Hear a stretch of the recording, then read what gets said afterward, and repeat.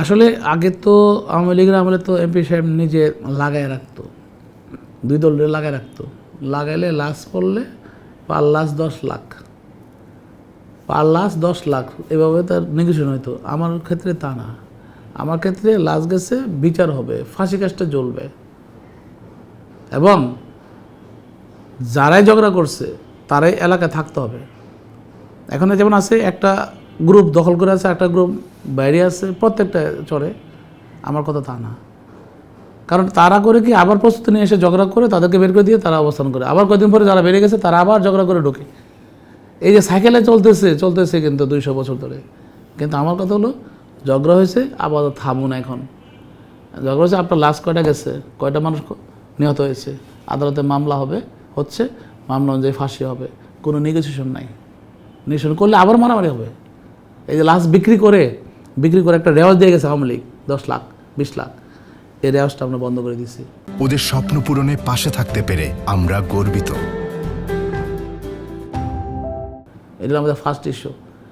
যেমন আমি স্পষ্ট বলছি, এখন যারা আগে আসা ঝগড়া করবে এদেরকে জনমের লাগে বাইর করে দেবো এলাকা থেকে, টোটালি স্টপ, কোনো মারামারি নেই। হ্যাঁ, তুমি উঠতে চাও এলাকায়, উঠো, তোমাকে তুলে দিচ্ছি আমরা। যারা আছে তারাও রাজি আছে, চলবা, থাকবা, খাইবা, ঘুরবা, একসাথে চলবা, কিন্তু কেউ গায়ে আঘাত করবো না।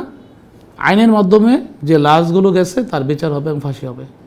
তখনই দেখা যাবে যারা মারছে তারা দৌড়ায় তাদের কাছে আসবে, নেগোসিয়েশন করবে, বসবে, একটা সম্প্রীতির ভাব সৃষ্টি করবে, আর মারামারি চিন্তা করবে না।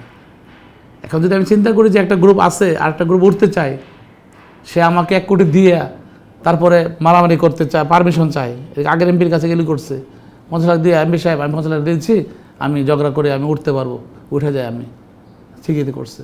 আর এমপি সাহেব দেখছে যে পার্টিটা গেলে চরে থাকতে পারলে তারা আমাকে শিল মারে দিতে পারবো ভোট, সেই পার্টিটা সে প্রশ্রয় দিচ্ছে, তাদেরকে তুলে দিচ্ছে, অন্য পার্টিকে বের করে দিচ্ছে। কিন্তু আমরা শিল মারা রাজনীতি করি না। যেমন আমরা শ্রীনগরে আমরা এবার এই অপোজিশন পার্টিকে তুলে দিলাম একটা চরে, তারা সবাই যে আমাকে ভোট দিচ্ছে তা না, কিন্তু তারা তো উঠতে পারছে এবং সংঘর্ষবিহীনভাবে তুলে দিতে পারছি।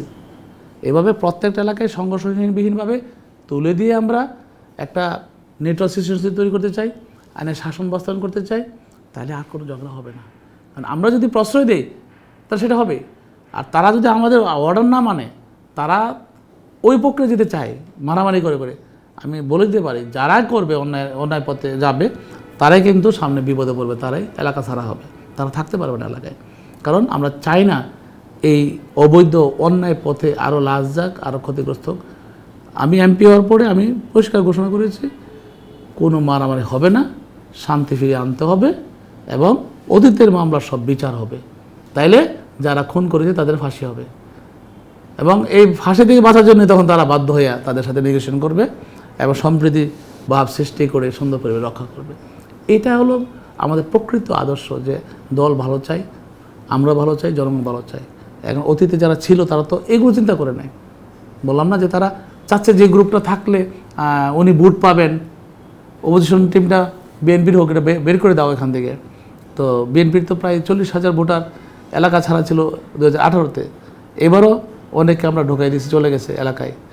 তো এভাবে একটা সম্প্রীতির পরিবেশ সৃষ্টি করে আইনের শাসন বাস্তবায়নের মাধ্যমে আমরা এলাকায় শান্তি ফিরিয়ে আনতে চাই।